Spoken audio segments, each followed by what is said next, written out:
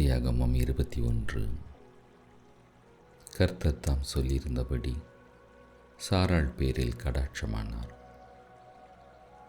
கர்த்தர் தாம் உரைத்தபடியே சாராளுக்கு செய்தருளினார். ஆபிரகாம் முதிர் வயதாயிருக்கையில் சாராள் கர்ப்பவதியாகி தேவன் குறித்திருந்த காலத்திலே அவனுக்கு ஒரு குமாரனை பெற்றாள். அப்பொழுது ஆபிரகாம் தனக்கு சாராள் பெற்ற குமாரனுக்கு ஈசாக்கு என்று பெயரிட்டான். தன் குமாரனாகிய ஈசாக்கு பிறந்த 8ஆம் நாளிலே ஆபிரகாம் தனக்கு தேவன் கட்டளையிட்டிருந்தபடி அவனுக்கு விருத்த சேதனம் பண்ணினான். தன் குமாரனாகிய ஈசாக்கு பிறந்தபோது ஆபிரகாம் 100 வயதாயிருந்தான். அப்பொழுது சாராள், தேவன் என்னை நகைக்க பண்ணினார், இதை கேட்கிற யாவரும் என்னோடு கூட நகைப்பார்கள்.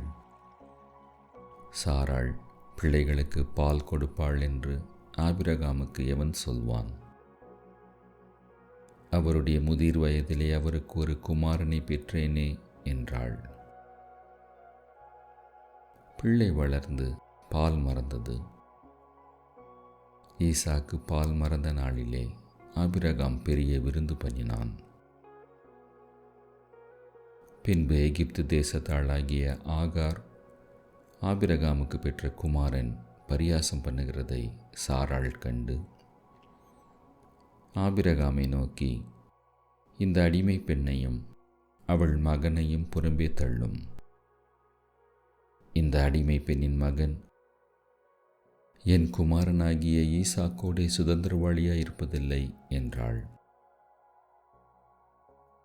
தன் மகனை குறித்து சொல்லப்பட்ட இந்த காரியம் ஆபிரகாமுக்கு மிகவும் துக்கமாயிருந்தது. அப்பொழுது தேவன் ஆபிரகாமை நோக்கி, இந்த பிள்ளையையும் உன் அடிமை பெண்ணையும் குறித்து சொல்லப்பட்டது உனக்கு துக்கமாயிருக்க வேண்டாம். ஈசாக்கினிடத்தில் உன் சந்ததி விளங்கும். ஆதலால் சாராள் உனக்கு சொல்வது எல்லாவற்றையும் கேள். அடிமை பெண்ணின் மகனும் உன் வித்தாயிருக்கிறபடியால் அவனையும் ஒரு ஜாதியாக்குவேன் என்றார். ஆபிரகாம் அதிகாலையில் எழுந்து அப்பத்தையும் ஒரு துருத்தி தண்ணீரையும் எடுத்து ஆகாருடைய தோளின் மேல் வைத்து பிள்ளையையும் ஒப்பு கொடுத்து அவளை அனுப்பிவிட்டான். அவள் புறப்பட்டு போய் பெயர்செபாவின் வனாந்தரத்திலே அலைந்து திரிந்தாள். துருத்தியில் இருந்த தண்ணீர் செலவழிந்த பின்பு அவள் பிள்ளையை ஒரு செடியின் கீழே விட்டு, பிள்ளை சாகிறதை நான் பார்க்க மாட்டேன் என்று எதிராக அம்பு பாயும் தூரத்திலே போய் உட்கார்ந்து சத்தமிட்டு அழுதாள். தேவன் பிள்ளையின் சத்தத்தை கேட்டார். தேவதூதன் வானத்திலிருந்து ஆகாரை கூப்பிட்டு, ஆகாரே, உனக்கு என்ன சம்பவித்தது? பயப்படாதே. பிள்ளை இருக்கும் இடத்திலே தேவன் அவன் சத்தத்தை கேட்டார். நீ எழுந்து பிள்ளையை எடுத்து அவனை உன் கையினால் பிடித்து கொண்டு போ.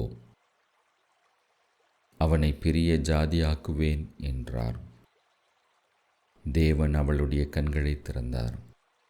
அப்பொழுது அவள் ஒரு தண்ணீர் துறவை கண்டு போய் துருத்தியிலே தண்ணீர் நிரப்பி பிள்ளைக்கு குடிக்க கொடுத்தாள். தேவன் பிள்ளையுடனே இருந்தார். அவன் வளர்ந்து வனாந்தரத்திலே குடியிருந்து வில்வித்தையிலே வல்லவனானான். அவன் பாரான் வனாந்தரத்திலே குடியிருக்கையில் அவனுடைய தாய் எகிப்து தேசத்தாளாகிய ஒரு பெண்ணை அவனுக்கு விவாகம் பண்ணிவித்தாள். அக்காலத்தில் அபிமெலேக்கும் அவன் சேனாதிபதியாகிய பிகோலும் ஆபிரகாமை நோக்கி, நீ செய்கிற காரியங்கள் எல்லாவற்றிலும் தேவன் உன்னுடனே இருக்கிறார். ஆகையால் நீ எனக்காவது என் குமாரனுக்காவது என் பேரனுக்காவது வஞ்சனை செய்யாமல் நான் உனக்கு செய்த தயவின்படியே நீ எனக்கும் நீ தங்கியிருக்கிற இந்த தேசத்திற்கும் தயவு செய்வேன் என்று இங்கே தேவன் பேரில் எனக்கு ஆணையிட்டு கொடு என்றான். அதற்கு ஆபிரகாம், நான் ஆணையிட்டு கொடுக்கிறேன் என்றான். ஆனாலும் அபிமெலேக்குடைய வேலைக்காரர் கைவசப்படுத்தி கொண்ட துறவின் நிமித்தம் ஆபிரகாம் அபிமெலேக்கை கடிந்து கொண்டான். அதற்கு அபிமெலேக்கு, இந்த காரியத்தை செய்தவன் இன்னான் என்று எனக்கு தெரியாது, நீயும் எனக்கு அறிவிக்கவில்லை. இன்று நான் அதை கேட்டதே அன்றி இதற்கு முன் நான் அதை கேள்விப்பட்டதே இல்லை என்றான். அப்பொழுது ஆபிரகாம் ஆடு மாடுகளை கொண்டு வந்து அபிமெலேக்குக்கு கொடுத்தான். அவர்கள் இருவரும் உடன்படிக்கை பண்ணி கொண்டார்கள். ஆபிரகாம் 7 பெண்ணாட்டுக்குட்டிகளை தனியே நிறுத்தினான். அப்பொழுது அபிமெலேக்கு ஆபிரகாமை நோக்கி, நீ தனியே நிறுத்தின இந்த 7 பெண்ணாட்டுக்குட்டிகள் என்னத்திற்கு என்று கேட்டான். அதற்கு அவன், நான் இந்த துறவு தோண்டினதை குறித்து நீர் சாட்சியாக இந்த 7 பெண்ணாட்டுக்குட்டிகளையும் என் கையில் வாங்கிக் கொள்ள வேண்டும் என்றான். அவர்கள் இருவரும் அவ்விடத்தில் ஆணையிட்டு கொண்டபடியால் அந்த இடம் பெயர்சபா எனப்பட்டது. அவர்கள் பெயர்சபாவிலே உடன்படிக்கை பண்ணி கொண்ட பின் அபிமெலேக்கும் அவன் சேனாதிபதியாகிய பிகோலும் எழுந்து பெலிஸ்தருடைய தேசத்திற்கு திரும்பி போனார்கள். ஆபிரகாம் பெயர்செபாவிலே ஒரு தோப்பை உண்டாக்கி சதா காலமும் உள்ள தேவனாகிய கர்த்தருடைய நாமத்தை அவ்விடத்தில் தொழுது கொண்டான். ஆபிரகாம் பெலிஸ்தருடைய தேசத்தில் அநேக நாள் தங்கியிருந்தான்.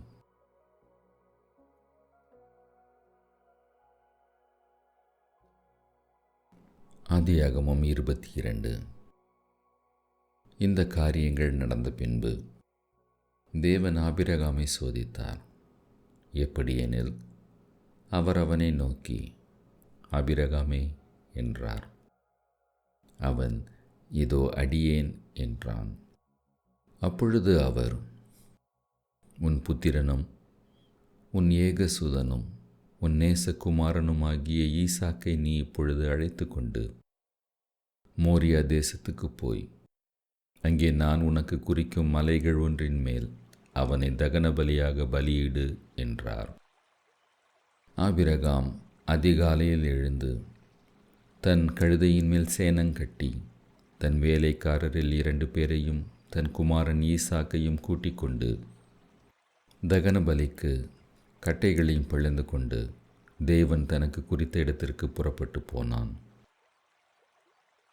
3ஆம் நாளில் ஆபிரகாம் தன் கண்களை ஏறெடுத்து பார்த்து தூரத்திலே அந்த இடத்தை கண்டான். அப்பொழுது ஆபிரகாம் தன் வேலைக்காரரை நோக்கி,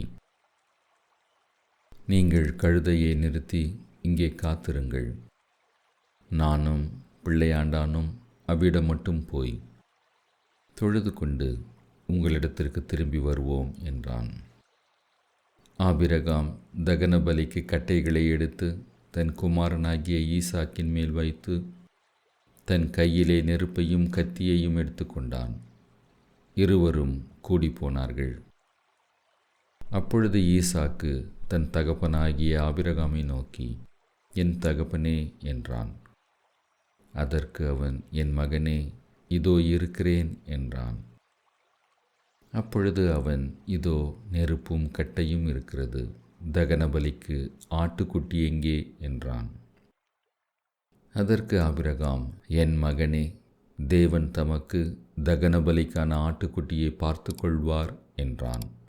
அப்புறம் இருவரும் கூடிப்போய் தேவன் அவனுக்கு சொல்லியிருந்த இடத்துக்கு வந்தார்கள். அங்கே ஆபிரகாம் ஒரு பலிபீடத்தை உண்டாக்கி கட்டைகளை அடுக்கி தன் குமாரனாகிய ஈசாக்கை கட்டி அந்த பலிபீடத்தில் அடுக்கிய கட்டைகளின் மேல் அவனை கிடத்தினான். பின்பு ஆபிரகாம் தன் குமாரனை வெட்டும்படிக்கு தன் கையை நீட்டி கத்தியை எடுத்தான். அப்பொழுது கர்த்தருடைய தூதனானவர் வானத்திலிருந்து, ஆபிரகாமே, ஆபிரகாமே என்று கூப்பிட்டார். அவன் இதோ அடியேன் என்றான். அப்பொழுது அவர், பிள்ளையாண்டான் மேல் உன் கையை போடாதே, அவனுக்கு ஒன்றும் செய்யாதே. நீ அவனை உன் புத்திரன் என்றும் உன் ஏக சுதன் என்றும் பாராமல் எனக்காக ஒப்பு கொடுத்தபடியினால் நீ தேவனுக்கு பயப்படுகிறவன் என்று இப்பொழுது அறிந்திருக்கிறேன் என்றார். ஆபிரகாம் தன் கண்களை ஏறெடுத்து பார்க்கும்போது, இதோ பின்னாக புதரிலே தன் கொம்புகள் சிக்கிக் கொண்டிருந்த ஒரு ஆட்டுக்கடாவை கண்டான். அப்பொழுது ஆபிரகாம் போய் கடாவை பிடித்து அதை தன் குமாரனுக்கு பதிலாக தகன பலியிட்டான். ஆபிரகாம் அந்த இடத்துக்கு யெகோவா ஈரே என்று பெயரிட்டான். அதனாலே கர்த்தருடைய பர்வதத்திலே பார்த்து கொள்ளப்படும் என்று இந்நாள் வரைக்கும் சொல்லப்பட்டு வருகிறது. கர்த்தருடைய தூதனானவர் இரண்டாம் தரம் வானத்திலிருந்து ஆபிரகாமை கூப்பிட்டு, நீ உன் புத்திரன் என்றும் உன் ஏக சுதன் என்றும் பாராமல் அவனை ஒப்பு கொடுத்து இந்த காரியத்தை செய்தபடியால் நான் உன்னை ஆசீர்வதிக்கவே ஆசீர்வதித்து உன் சந்ததியை வானத்து நட்சத்திரங்களைப் போலவும் கடற்கரை மணலைப் போலவும் பெருகவே பெருக பண்ணுவேன் என்றும் உன் சந்ததியார் தங்கள் சத்துருக்களின் வாசல்களை சுதந்தரித்து கொள்வார்கள் என்றும் நீ என் சொல்லுக்கு கீழ்ப்படிந்தபடியினால் உன் சந்ததிக்குள் பூமியில் உள்ள சகல ஜாதிகளும் ஆசீர்வதிக்கப்படும் என்றும் என் பேரில் ஆணையிட்டேன் என்று கர்த்தர் சொல்லுகிறார் என்றார். ஆபிரகாம் தன் வேலைக்காரரிடத்திற்கு திரும்பி வந்தான். அவர்கள் எழுந்து புறப்பட்டு ஏகமாய் பெயர் சபாவுக்கு போனார்கள். ஆபிரகாம் பெயர் சபாவிலே குடியிருந்தான். இந்த காரியங்கள் நடந்த பின்பு ஒருவன் ஆபிரகாமிடத்தில் வந்து, மில்காளும் உன் சகோதரனாகிய நாகோருக்கு பிள்ளைகளை பெற்றாள். அவர்கள் யாரென்றால், முதற் பேரான ஊத்ஸ், அவன் தம்பியாகிய பூஸ், ஆரானுக்கு தகப்பனாகிய கேமுவேல், கேசேத், ஆசா, பில்தாஸ், இத்லாப், பெத்துவேல் என்பவர்கள்.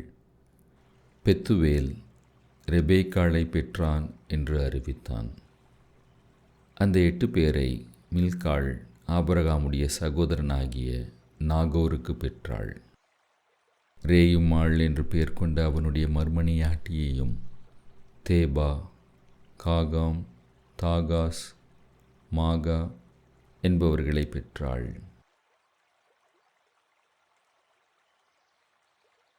ஆதியாகமம் 23. சாராள் 127 வருஷம் உயிரோடு இருந்தாள். இவ்வளவே சாராளுடைய வயது. கானான் தேசத்தில் உள்ள எபிரோன் என்னும் கீரியாத் அர்பாவிலே சாராள் மரித்தாள். அப்பொழுது ஆபிரகாம் வந்து சாராளுக்காக புலம்பி அழுதான். பின்பு ஆபிரகாம் பிரேதம் இருந்த இடத்திலிருந்து எழுந்து போய் ஏத்தின் புத்திரரோடே பேசி, நான் உங்களிடத்தில் அந்நியனும் பரதேசியுமாயிருக்கிறேன். என்னிடத்தில் இருக்கிற இந்த பிரேதம் என் கண்முன் இராதபடிக்கு நான் அதை அடக்கம் பண்ணுவதற்கு உங்களிடத்தில் எனக்கு சொந்தமாக ஒரு கல்லறை பூமியை தர வேண்டும் என்றான். அதற்கு ஏத்தின் புத்திரர் ஆபிரகாமுக்கு பிரதியுத்தரமாக, எங்கள் ஆண்டவனே, நாங்கள் சொல்லுகிறதை கேளும். எங்களுக்குள்ளே நீர் மகா பிரபு. எங்கள் கல்லறைகளில் முக்கியமானதிலே பிரேதத்தை அடக்கம் பண்ணும். நீர் பிரேதத்தை அடக்கம் பண்ண எங்களில் ஒருவனும் தன் கல்லறையை உமக்கு தடை செய்வதில்லை என்றார்கள். அப்பொழுது ஆபிரகாம் எழுந்திருந்து ஏத்தின் புத்திரராகிய அத்தேசத்தாருக்கு வந்தனம் செய்து அவர்களோடே பேசி, என்னிடத்தில் இருக்கிற பிரேதம் என் கண்முன் இராதபடிக்கு நான் அதை அடக்கம் பண்ண உங்களுக்கு சம்மதியானால் நீங்கள் என் வார்த்தையை கேட்டு சோகோருடைய குமாரனாகிய எப்பேரோன் தன் நிலத்தின் கடைசியிலே இருக்கிற மக்பேலா எனப்பட்ட குகையை எனக்கு சொந்தமாக கல்லறை பூமியாக தர வேண்டும் என்று அவரிடத்தில் எனக்காக வேண்டிக் கொள்ளுங்கள். அது பெருமான விலைக்கு அவர் அதை தருவாராக என்றான். எப்பேரோன் ஏத்தின் புத்திரர் நடுவில் உட்கார்ந்திருந்தான். அப்பொழுது ஏத்தியனாகிய எப்பேரோன் தன் ஊர் வாசலுக்கு பிரவேசிக்கிற ஏத்தின் புத்திரர் அனைவரும் கேட்க ஆபிரகாமுக்கு பிரதியுத்தரமாக, அப்படியல்ல என் ஆண்டவனே, என் வார்த்தையை கேளும். அந்த நிலத்தை உமக்கு தருகிறேன், அதில் இருக்கும் குகையையும் உமக்கு தருகிறேன். என் ஜனபுத்திரருடைய கண்களுக்கு முன்பாக அதை உமக்கு தருகிறேன். உம்மிடத்தில் இருக்கிற பிரேதத்தை அடக்கம் பண்ணும் என்றான். அப்பொழுது ஆபிரகாம் அத்தேசத்தாருக்கு வந்தனம் செய்து தேசத்து ஜனங்கள் கேட்க எப்பெரோனை நோக்கி, கொடுக்க உமக்கு மனதானதால் என் வார்த்தையை கேளும். நிலத்தின் விலையை தருகிறேன், என் கையில் அதை வாங்கிக் கொள்ளும். அப்பொழுது என்னிடத்தில் இருக்கிற பிரேதத்தை அவ்விடத்தில் அடக்கம் பண்ணுவேன் என்றான். அதற்கு எப்பேரோன் ஆபிரகாமுக்கு பிரதியுத்தரமாக, என் ஆண்டவனே, நான் சொல்லுகிறதை கேளும். அந்த நிலம் 400 சேக்கல் நிறை வெள்ளி பெறும். எனக்கும் உமக்கும் அது எவ்வளவு காரியம்? நீர் உம்மிடத்தில் இருக்கிற பிரேதத்தை அடக்கம் பண்ணும் என்றான். அப்பொழுது ஆபிரகாம் எப்பெரோனின் சொல்லை கேட்டு ஏத்தின் புத்திரருக்கு முன்பாக எப்பெரோன் சொன்னபடியே வர்த்தகரிடத்தில் செல்லும்படியான 400 சேக்கல் நிறை வெள்ளியை அவனுக்கு நிறுத்து கொடுத்தான். இந்த பிரகாரம் மம்ரேக்கு எதிரே மக்பேலாவில் உள்ள எப்பீரோனுடைய நிலமாகிய அந்த பூமியும் அதில் உள்ள குகையும் நிலத்தின் எல்லையெங்கும் சூழ்ந்திருக்கிற மரங்கள் அடங்கலும் அவனுடைய ஊர் வாசலுக்குள் பிரவேசிக்கும் ஏத்தின் புத்திரர் எல்லாரும் அறிய ஆபிரகாமுக்கு சொந்தமாக உறுதிப்படுத்தப்பட்டது. அதற்கு பின் ஆபிரகாம் தன் மனைவியாகிய சாராளை கானான் தேசத்தில் எப்பெரோன் ஊர் பூமியான மம்ரேக்கு எதிரே இருக்கிற மக்பேலா என்னும் நிலத்தின் குகையிலே அடக்கம் பண்ணினான். இப்படி ஏத்தின் புத்திரர் கையில் கொள்ளப்பட்ட அந்த நிலமும் அதிலுள்ள குகையும் ஆபிரகாமுக்கு சொந்த கல்லறை பூமியாக உறுதிப்படுத்தப்பட்டது. ஆதியாகமம் 24. ஆபிரகாம் வயது சென்று முதியவனானான். கர்த்தர் ஆபிரகாமை சகல காரியங்களிலும் ஆசீர்வதித்து வந்தார்.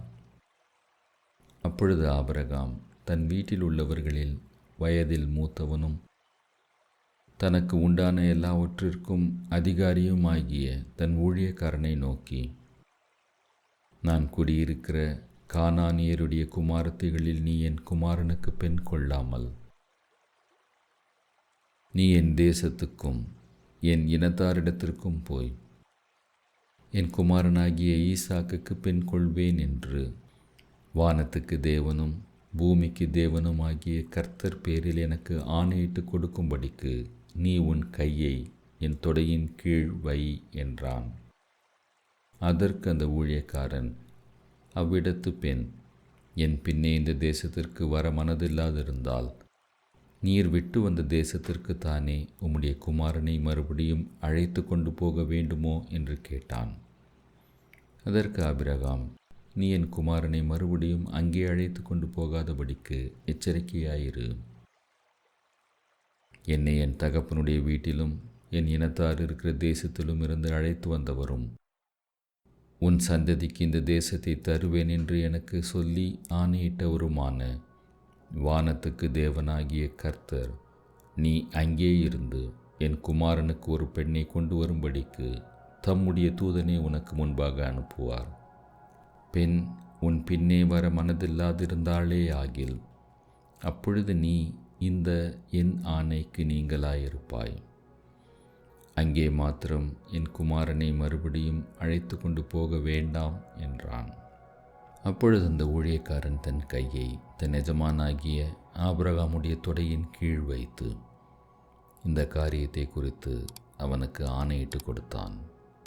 பின்பு அந்த ஊழியக்காரன் தன் எஜமானுடைய ஒட்டகங்களில் 10 ஒட்டகங்களை தன்னுடனே கொண்டு போனான். தன் எஜமானுடைய சகலவித உச்சிதமான பொருட்களும் அவன் கையில் இருந்தன. அவன் எழுந்து புறப்பட்டு போய் மெசபத்தோமியாவிலே நாகோருடைய ஊரில் சேர்ந்து ஊருக்கு புறம்பே ஒரு தண்ணீர் துறவண்டையிலே தண்ணீர் மொள்ள ஸ்திரீகள் புறப்படுகிற சாயங்கால வேளையிலே ஒட்டகங்களை மடக்கி தனக்குள்ளே சொல்லி கொண்டது என்னவென்றால், என் எஜமானாகிய ஆபிரகாமுக்கு தேவனாயிருக்கிற கர்த்தாவே, இன்றைக்கு நீர் எனக்கு காரியம் சித்திக்க பண்ணி என் எஜமானாகிய ஆபிரகாமுக்கு தயவு செய்தருளும். இதோ நான் இந்த தண்ணீர் துறவண்டியிலே நிற்கிறேன். இந்த ஊருடைய பெண்கள் தண்ணீர் முள்ள புறப்பட்டு வருவார்களே.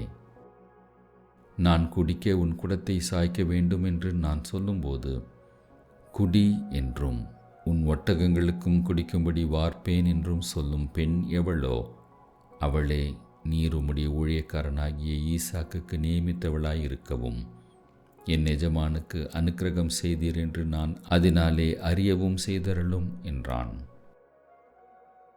அவன் அப்படி சொல்லி முடிக்கும் முன்னே, இதோ ஆபிரகாமுடைய சகோதரனாகிய நாகோரின் மனைவி மில்காளுடைய குமாரனாயிருக்கிற பெத்துவேலுக்கு பிறந்த ரெபேக்காள் குடத்தை தோள் மேல் வைத்து கொண்டு புறப்பட்டு வந்தாள். அந்த பெண் மகா ரூபவதியும் புருஷனை அறியாத கன்னிகையுமாயிருந்தாள். அவள் துறவில் இறங்கி தன் குடத்தை நிரப்பிக்கொண்டு ஏறி வந்தாள். அப்பொழுது அந்த ஊழியக்காரன் அவளுக்கு எதிர்கொண்டோடி, உன் குடத்தில் இருக்கிற தண்ணீரில் கொஞ்சம் குடிக்கத் தர வேண்டும் என்றான். அதற்கு அவள், குடியும் என் ஆண்டவனே என்று சீக்கிரமாய் குடத்தை தன் கையில் இறக்கி கொண்டு அவனுக்கு குடிக்க கொடுத்தாள். கொடுத்த பின், உம்முடைய ஒட்டகங்களும் குடித்து தீரும் மட்டும் அவைகளுக்கு மொண்டு வார்ப்பேன் என்று சொல்லி சீக்கிரமாய் தன் குடத்து தண்ணீரை தொட்டியிலே ஊற்றிவிட்டு இன்னும் மொண்டு வர துறவண்டையிலே ஓடி அவனுடைய ஒட்டகங்களுக்கெல்லாம் மொண்டு வார்த்தாள். அந்த மனிதன் அவளை குறித்து ஆச்சரியப்பட்டு, கர்த்தர் தன் பிரயாணத்தை வாய்க்க பண்ணினாரோ இல்லையோ என்று அறியும் பொருட்டு மௌனமாயிருந்தான். ஒட்டகங்கள் குடித்து தீர்ந்த பின் அந்த மனிதன் 1/2 சேக்கல் எடையுள்ள பொற்காதனியையும் அவள் கைகளுக்கு 10 சேக்கல் எடை பொன்னுள்ள 2 கடகங்களையும் எடுத்து கொடுத்து, நீ யாருடைய மகள் எனக்கு சொல்ல வேண்டும், நாங்கள் உன் தகப்பன் வீட்டில் ராத்தங்க இடம் உண்டா என்றான். அதற்கு அவள், நான் நாகோருக்கு மில்காள் பெற்ற குமாரனாகிய பெத்துவேலின் மகள் என்று சொன்னதுமன்றி, எங்களிடத்தில் வைக்கோலும் தீவனமும் வேண்டிய மட்டும் இருக்கிறது, ராத்தங்க இடமும் உண்டு என்றாள். அப்பொழுது அந்த மனிதன் தலை குனிந்து கர்த்தரை பணிந்து கொண்டு, என் எஜமானாகிய ஆபிரகாமின் தேவனாயிருக்கிற கர்த்தருக்கு ஸ்தோத்திரம். அவர் தம்முடைய கிருபையையும் தம்முடைய உண்மையையும் என் எஜமானை விட்டு நீக்கவில்லை. நான் பிரயாணம் பண்ணி வருகையில் கர்த்தர் என் எஜமானுடைய சகோதரர் வீட்டுக்கு என்னை அழைத்து கொண்டு வந்தார் என்றான். அந்த பெண் ஓடி இந்த காரியங்களை தன் தாயின் வீட்டில் உள்ளவர்களுக்கு அறிவித்தாள். ரெபேக்காளுக்கு ஒரு சகோதரன் இருந்தான். அவனுக்கு லாபான் என்று பேர். அந்த லாபான் வெளியே துறவண்டையில் இருந்த அந்த மனிதனிடத்துக்கு ஓடினான். அவன் தன் சகோதரி தரித்திருந்த அந்த காதணியையும் அவள் கைகளில் போட்டிருந்த கடகங்களையும் பார்த்து, இன்னபடி அந்த மனிதன் என்னோடு பேசினான் என்று தன் சகோதரி ரெபேக்காள் சொன்ன வார்த்தைகளை கேட்ட மாத்திரத்தில் அந்த மனிதனிடத்தில் வந்தான். அவன் துறவு அருகே ஒட்டகங்கள் அண்டையில் நின்று கொண்டிருந்தான். அப்பொழுது அவன், கர்த்தரால் ஆசீர்வதிக்கப்பட்டவரே, உள்ளே வாரும், நீர் வெளியே நிற்பானேன்.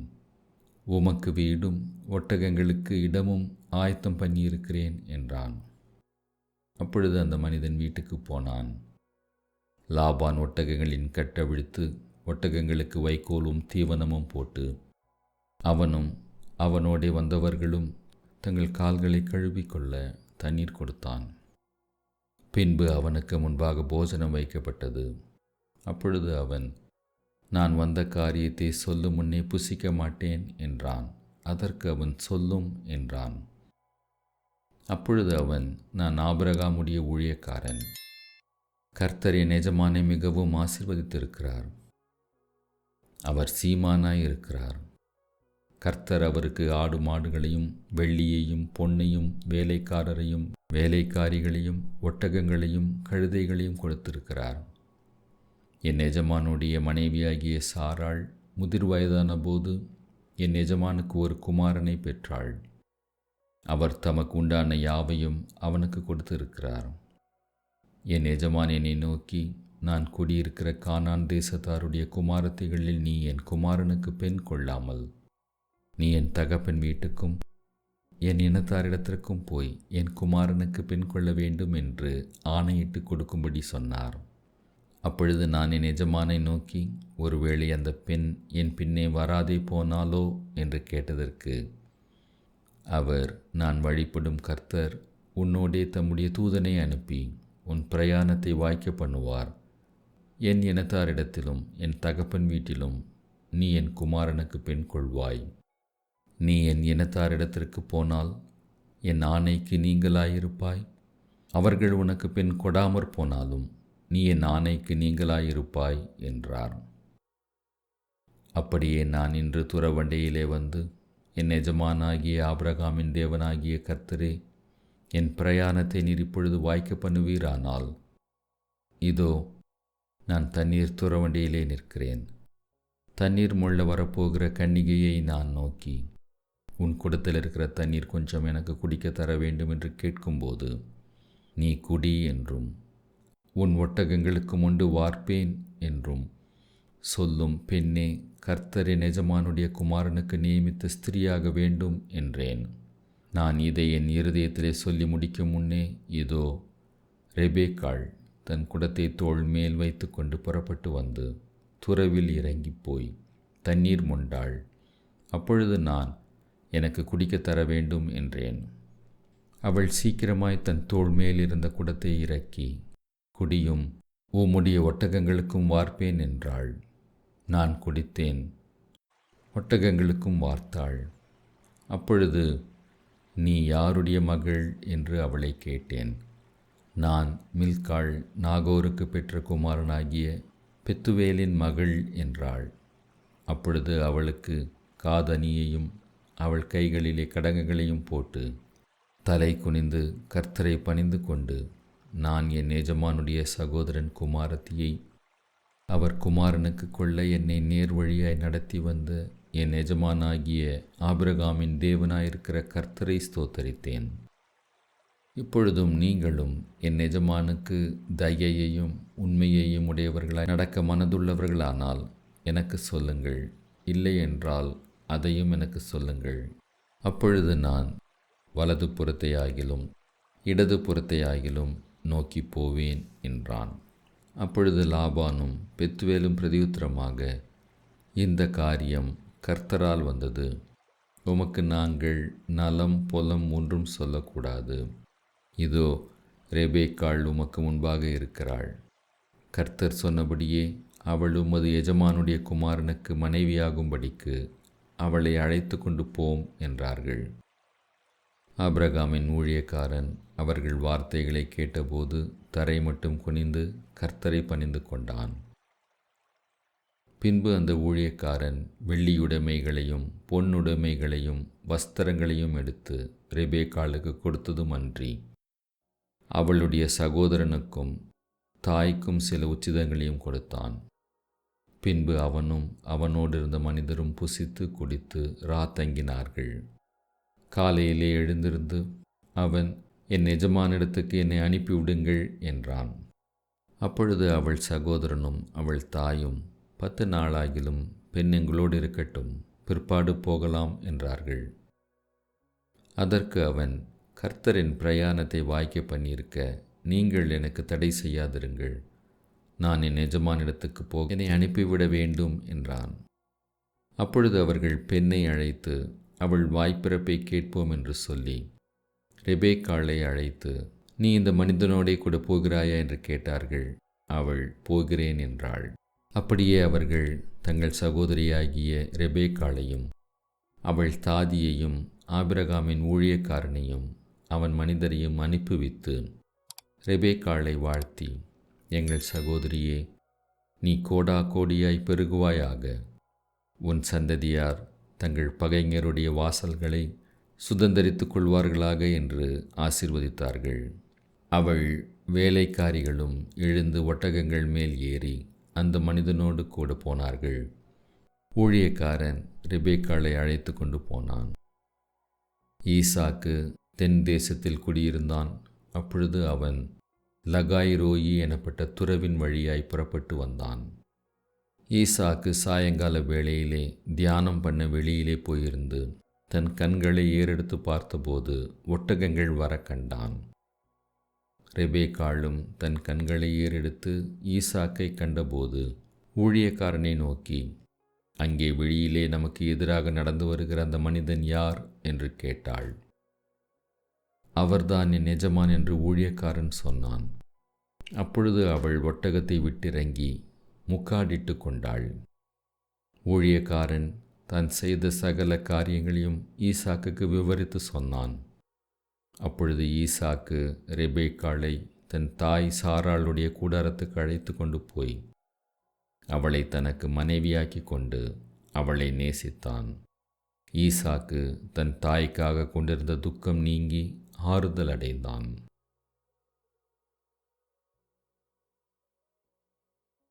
ஆதியாகமம் 25. ஆபிரகாம் கேத்துராள் என்னும் பேர் கொண்ட ஒரு ஸ்திரீயையும் விவாகம் பண்ணியிருந்தான். அவள் அவனுக்கு சிம்ரானையும் யகூஷானையும் மேதானையும் மீதியானையும் இஸ்பாக்கையும் சூவாகையும் பெற்றாள். யகூஷான் சேபாவையும் தேதானையும் பெற்றான். தேதானுடைய குமாரர் அசூரீம், லெத்தூசிம், லியூமீம் என்பவர்கள். மீதியானுடைய குமாரர் ஏப்பா, ஏப்பேர், ஆனோக்கு, அபீதா, எல்தகா என்பவர்கள். இவர்கள் எல்லாரும் கேத்துராளின் பிள்ளைகள். ஆபிரகாம் தனக்கு உண்டான யாவையும் ஈசாக்குக்கு கொடுத்தான். ஆபிரகாமுக்கு இருந்த மர்மனையாட்டிகளின் பிள்ளைகளுக்கோ ஆபிரகாம் நன்கொடைகளை கொடுத்து தான் உயிரோடு இருக்கும்போதே அவர்களை தன் குமாரனாகிய ஈசாக்கை விட்டு கிழக்கே போக கீழ் தேசத்துக்கு அனுப்பிவிட்டான். ஆபிரகாம் உயிரோடு இருந்த ஆயுசு நாட்கள் 175 வருஷம். பிற்பாடு ஆபிரகாம் நல்ல நரை வயதிலும் முதிர்ந்த பூர்ண ஆயுசிலும் பிராணன் போய் மரித்து தன் ஜனத்தாரோடே சேர்க்கப்பட்டான். அவன் குமாரனாகிய ஈசாக்கும் இஸ்மவேலும் மம்ரேக்கு எதிரே ஏத்தியனான சோகோரின் குமாரனாகிய எப்பேரோனின் நிலத்திலுள்ள மக்பேலா எனப்பட்ட குகையிலே அவனை அடக்கம் பண்ணினார்கள். அந்த நிலத்தை ஏத்தின் புத்திரர் கையிலே ஆபிரகாம் வாங்கியிருந்தான். அங்கே ஆபிரகாமும் அவன் மனைவியாகிய சாராளும் அடக்கம் பண்ணப்பட்டார்கள். ஆபிரகாம் மரித்த பின் தேவன் அவன் குமாரனாகிய ஈசாக்கை ஆசீர்வதித்தார். லகாய் ரோயி என்னும் துறவுக்கு சமீபமாய் ஈசாக்கு குடியிருந்தான். சாராளுடைய அடிமை பெண்ணாகிய எகிப்து தேசத்தாளான ஆகார் ஆபிரகாமுக்கு பெற்ற குமாரனாகிய இஸ்மவேலின் வம்ச வரலாறு. பற்பல சந்ததிகளாய் பிறந்த இஸ்மவேலின் புத்திரருடைய நாமங்கள் ஆவன. இஸ்மவேலுடைய மூத்த மகன் நெபோயோத், பின்பு கேதார், அத்பியேல், மிப்சாம், மிஷ்மா, தூமா, மாசா, ஆதார், தேமா, எத்தூர், நாபீஸ், கேத்மா என்பவைகளே. தங்கள் கிராமங்களிலும் அரண்களிலும் குடியிருந்த தங்கள் ஜனத்தாருக்கு 12 பிரபுக்களாகிய இஸ்மவேலின் குமாரர்கள் இவர்களே. இவர்களுடைய நாமங்களும் இவைகளே. இஸ்மவேலின் வயது 137.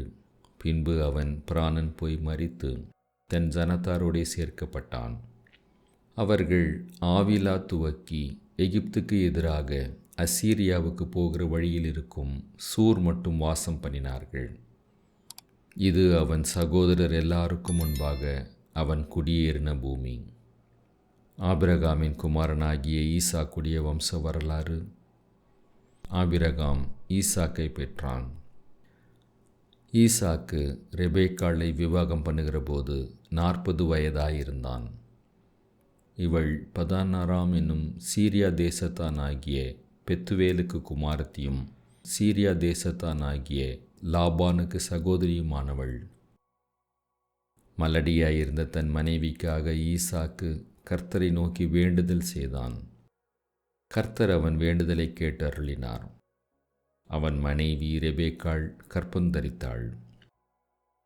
அவள் கர்ப்பத்திலே பிள்ளைகள் ஒன்றோடு ஒன்று மோதிக்கொண்டிருந்தன.